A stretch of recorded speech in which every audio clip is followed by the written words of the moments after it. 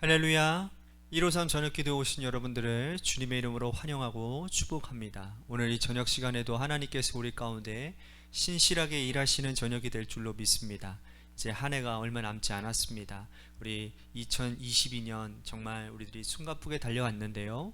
우리가 오늘 기도하는 가운데 우리 한 해를 한번 되짚어보고 우리들이 주님 앞에 좀 고쳐야 될 것들, 또 회개해야 될 것들을 생각할 수 있는 그런 시간이 되었으면 좋겠습니다.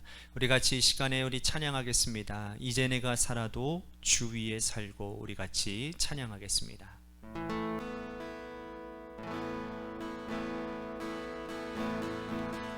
이제 내가 살아도 주 위에 살고,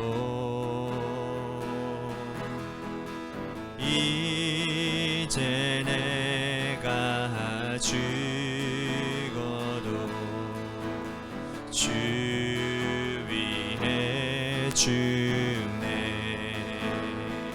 하늘 영광 보여주며 나로라 하네. 할렐루야 찬송하며 주께 갑니다. 그러므로 나는 사나 죽으나 주님의 것이요, 사나 죽으나 사나 죽으나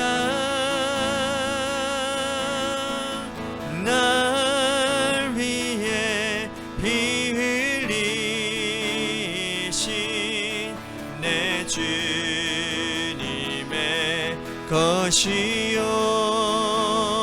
이제 내가 떠나도, 이제 내가 떠나도 저 천국 가고, 이제 내가 있어도 주 위에 있네. 우리 예수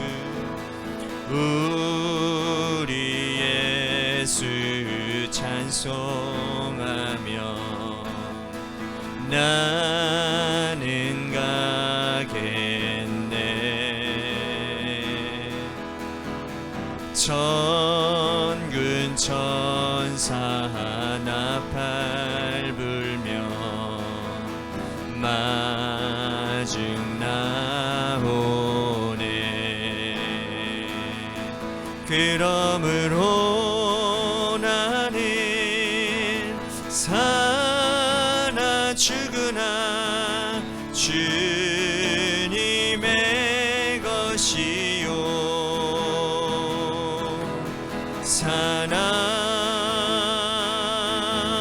죽으나 사나 죽으나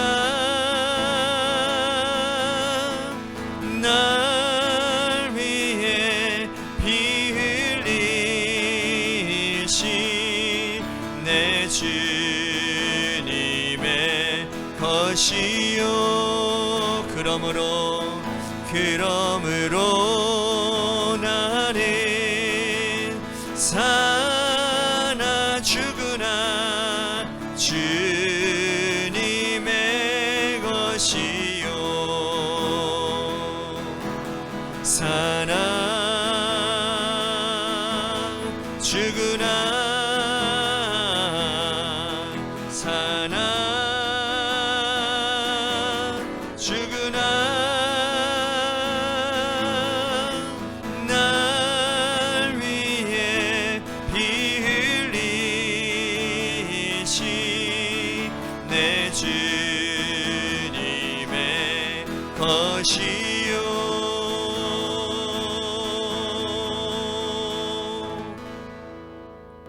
기도하겠습니다.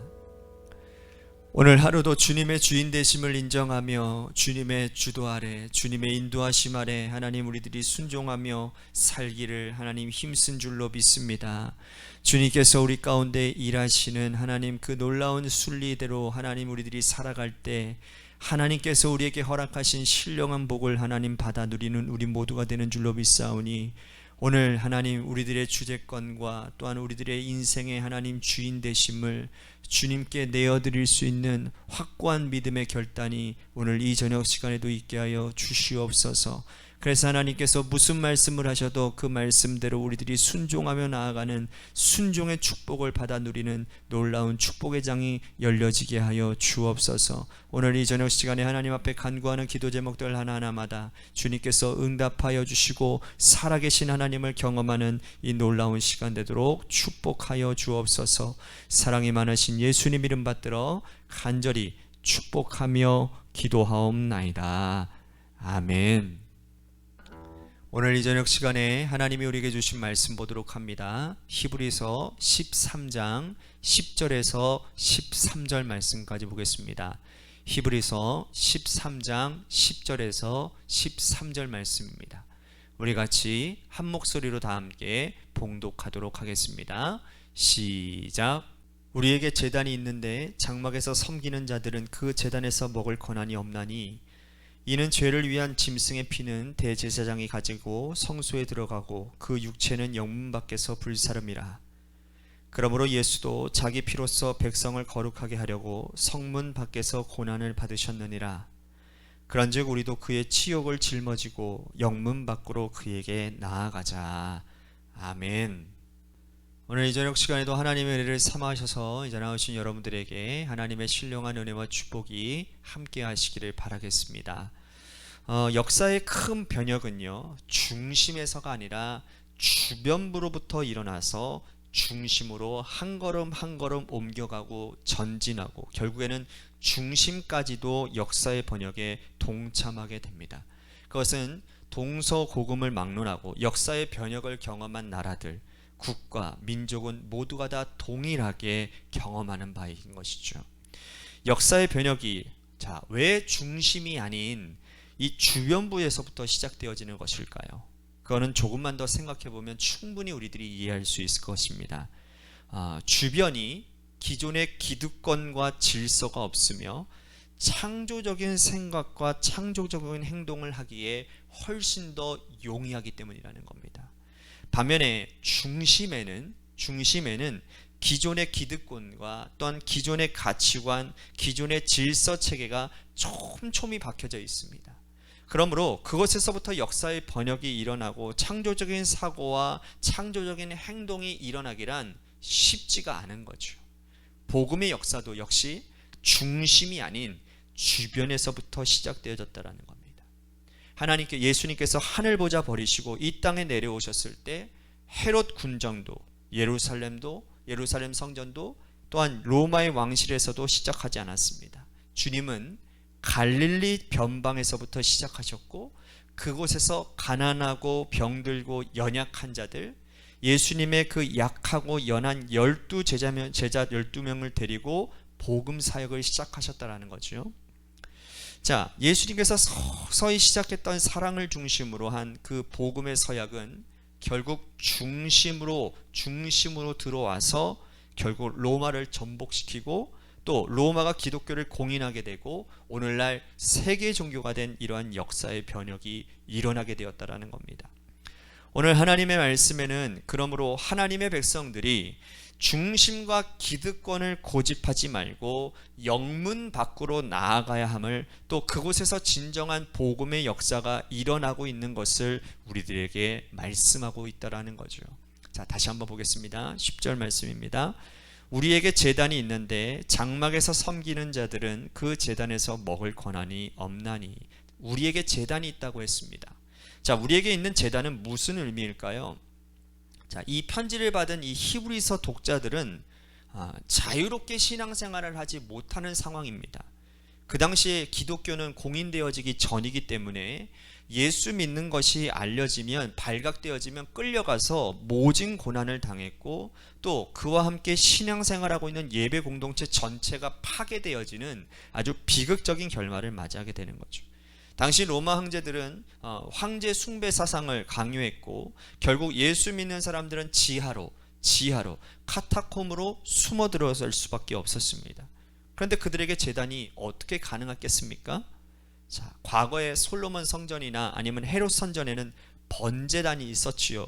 사람들이 짐승을 가지고 와서 그곳에서 피를 흘리고, 제사장이 그곳에서 피를 뿌리고 함께 짐승을 잡고 속죄하는 제사를 드리고, 짐승을 가지고 나온 자의 죄를 속하는 번제단이 있었다라는 거죠. 하지만 지금 이 당시에 신앙생활하고 있는 자들은 숨어서 신앙생활하고 있었기 때문에 이들에게 있어서 제단이 있을 수는 없을 것입니다. 그죠? 그러므로 여기서 말하는 우리에게 있는 제단은 뭘 의미하는 걸까요? 바로 십자가를 의미하는 겁니다. 십자가가 어떻게 제단이 됩니까? 여러분, 십자가에 필요한 요소 두 가지가 있습니다. 그게 뭔지 아시죠? 제물이 있어야 되고요, 속죄가 가능해야 되는 겁니다. 십자가는 이 두 가지 모두가 가능케 되어지는 겁니다. 짐승이 제물이 아닌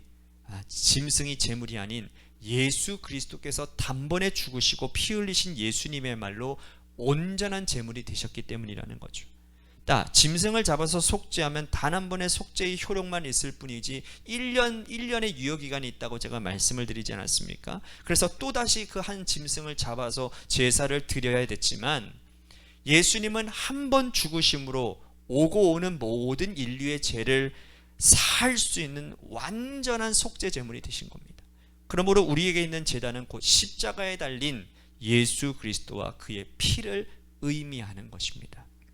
반면에 오늘 10절에서 말씀하는 장막에서 섬기는 자들은 누구를 말하는 것일까요? 자, 장막에서 섬기는 자들은 예수님께서 이 땅에 오셨음에도 불구하고 아직까지 율법에 매여 있는 자들을 의미하는 겁니다. 예수님께서 이 땅에 오셨으면 예수 그리스도의 십자가가 완전한 제단이 되고, 그 십자가에 달린 예수를 바라보며 구원받아야 나야말로 온전한 구원받는 자가 되는데, 아직까지 예수 그리스도의 십자가를 믿고 의지하고 따르지 못하고 여전히 과거의 그 율법 체계에 매여 있는 자들, 여전히 모세오경 붙들고 그것이야말로 우리를 구원해 주실 완전한 말씀이라고 붙들고 사는 자들, 그들을 장막에서 섬기는 자들이라고 말을 하는 겁니다. 이들은 예수 그리스도의 십자가 제단에 먹을 권한이 없다라고 말씀을 합니다. 자, 11절 보십시오. 이는 죄를 위한 짐승의 피는 대제사장이 가져가고 성소에 들어가고 그 육체는 영문 밖에서 불사름이라. 자, 이 말씀은 과거의 율법 시대의 대속죄일을 의미하는 겁니다. 자, 대속죄일이 임하면 여러분들 잘 아시죠? 대제사장이 1년에 한 번 백성들의 죄를 사하는데, 짐승을 잡아서 그 피는 성소에다가 뿌리고, 그리고 짐승의 육체는 영문 밖에 나가서 불살르는 겁니다. 여기서 말하는 이 육체의 짐승은 유기적으로 말하면 예수 그리스도의 십자가 보혈을 의미하는 거예요. 예수님께서 십자가 지고 돌아가신 것이 예루살렘 성 아닌 성 영문 밖 골고다 언덕이었음을 이 말씀이 그대로 비유적으로 설명하고 있다라는 것이죠. 자, 12절 보십시오. 그러므로 예수도 자기 피로써 백성을 거룩하게 하려고 성문 밖에서 고난 받으셨느니라. 예수님은 성문 안이 아닌 성문 밖에서 고난을 받으셨습니다. 예수님께서 십자가를 지고 돌아가신 곳이 골고다 언덕이었음을 말씀하는 동시에, 예수님이 사역하신 모든 사역의 중심이 예루살렘 성전도 아닌 헤롯 성전도 아닌 백성들에게는 역사의 주변부라고 하는 곳에서 주님은 사역을 하셨다라는 거죠. 예수님께서는 하늘 보좌 버리시고, 예수님 당신의 기득권을 완전히 버리시고 이 땅에 내려오십니다. 예수님은 갈릴리에서 자라시며 갈릴리가 당신의 사역의 중심이 되셨습니다. 그곳에는 이방인들이 있었고 어부들, 가난한 자들, 병든 자들이 수없이 많이 있었습니다. 그들과 함께 하나님의 나라의 복음을 전하셨고, 설교하실 때에도 어려운 말씀 하시지 아니하시고 가장 쉽게 비유의 말씀으로 알아듣게끔 말씀하시죠. 예수님은 또한 사마리아 성으로 가셨습니다. 수가성의 여인을 만나셨죠. 아무도 가지 않는 그 사마리아 성에 가서 하나님 나라의 복음과 진리를 전하셨습니다. 예수님이 십자가 지시기 위해 예루살렘 성에 입성하신 이후에도 예루살렘 주변에 있는 베다니에 찾아가십니다. 베다니 나병 환자 시몬의 집에 가서 식사하시면서 그들과 함께 먹고 마시며 사랑의 정을 나누시죠. 아무도 돌보지 않은 죄인과 세리들, 그들과 함께 늘 공동체 생활을 하십니다. 예수님의 삶은 영문 안이 아니라 영문 밖이었고, 예수님의 삶은 항상 성 밖에서 소외되어지고 가난하고 병든 자들, 그들과 함께 하셨다라는 겁니다. 그곳에서부터 일어났던 복음의 역사가 세상의 번역을 일으켰고, 오늘 우리에게까지 그 복음의 진리의 역사가 전해지고 있는 것 아니겠습니까? 그래서 히브리서 기자가 이렇게 말을 합니다. 13절 보십시오.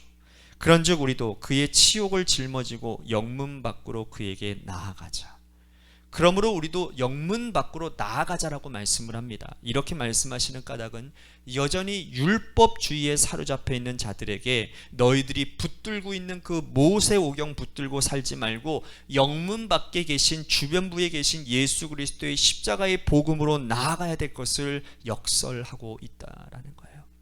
이것은 또한 그 당시 성도들에게 너희들이 가지고 있는 기득권을 포기하고 내려놓고 소외되고 가난한 자들, 병든 자들, 예수님이 항상 친구로 삼았던 자들과 함께 할 것을 독려하고 있다는 겁니다. 오늘 우리가 이 말씀을 통해서 우리는 무엇을 느껴야 되고 무엇을 깨달아야 되겠습니까?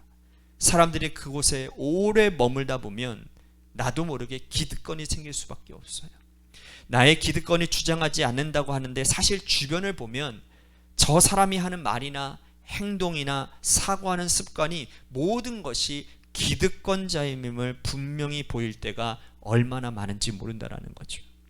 한 자리에서 목회를 수십 년 하다 보면 자기도 모르게 기득권자가 될 수밖에 없고, 한 곳에서 한 교회에서 중직으로 오래 자리 잡고 있다 보면 나도 모르는 사이에 기득권자가 될 가능성이 높다라는 겁니다. 예수님께서는 하나님의 아들 독생자 예수님이시지만 하늘 보좌의 기득권을 포기하시고 이 땅에 내려오셨습니다. 이 땅에서도 왕실에서 왕 되시는 그분이 온 우주 만물을 천지를 창조하신 전능하신 그 하나님 아버지의 아들이심에도 불구하고 왕자로 내려오셨을 수도 있음에도 불구하고 왕실에서 목회하지 아니하시고 가장 가난한 변방 주변부로 가셔서 목회하셨습니다. 예수님께서 영문 밖으로 나아가신 이유이지요. 예수님의 십자가도 성이 아닌 영문 밖에서 십자가 고난을 당하시죠. 그러므로 히브리서 기자는 우리도 그 치욕을 짊어지고 영문 밖으로 나아가자라고 말씀을 하고 있는 겁니다. 그래야 복음이 세상 밖으로 나아갈 수 있다라는 겁니다. 교회 안에만 갇혀 있는 것을 여러분 어찌 복음이라고 말할 수 있겠습니까? 교회 안에도 구별이 있고, 교회 안에도 차별이 있고, 교회 안에도 나와 너가 다르다라고 말을 하는데 어떻게 이것이 복음이라고 말할 수 있겠습니까? 누구나 다 복음을 진리로 받아들일 수 있고, 누구나 다가 행복하고 예수 그리스도의 십자가의 복음으로 함께 할 수 있는 것이야말로 진정한 복음 아니겠습니까? 오늘 우리가 영문 밖으로 나아가서 주님과 함께 동행하며 걸어가는 우리의 복된 삶이 될 수 있게 되기를 바라겠습니다. 우리는 나아가야 됩니다. 예수님께서 그렇게 하셨던 것처럼 나아가야 되는 겁니다. 우리끼리만이 아니라 우리가 아니라 우리는 흩어져야 될 의무를 가지고 있는 자들이라는 겁니다. 그래서 오늘 우리 같이 기도했으면 좋겠습니다. 하나님, 내가 나의 가치관과 나의 기득권에 사로잡혀서 내 안에서만이 아니라 내가 좀 더 넓은 사고로 또 더 넓은 비전의 눈을 가지고 하나님 더 넓은 영역 가운데서 내가 하나님의 일들을 감당하는 사람이 되게 하시고, 또한 우리 교회도 그렇게 되기를 간절히 소원합니다. 그런 교회가 되게 하여 주시옵소서라고 오늘 말씀을 생각하면서 우리 같이 기도했으면 좋겠습니다. 또 한 가지, 우리 육신의 질병을 가지고 계시는 우리 성도님들을 위해서 기도해 주시고, 마지막으로 여러분들의 삶의 자리와 여러분들의 자녀들을 위해서 기도하시다가 이 시간 돌아가시기를 바랍니다. 노래 끝날 때까지 우리 함께 기도하며 나아가도록 하겠습니다. 기도하시겠습니다.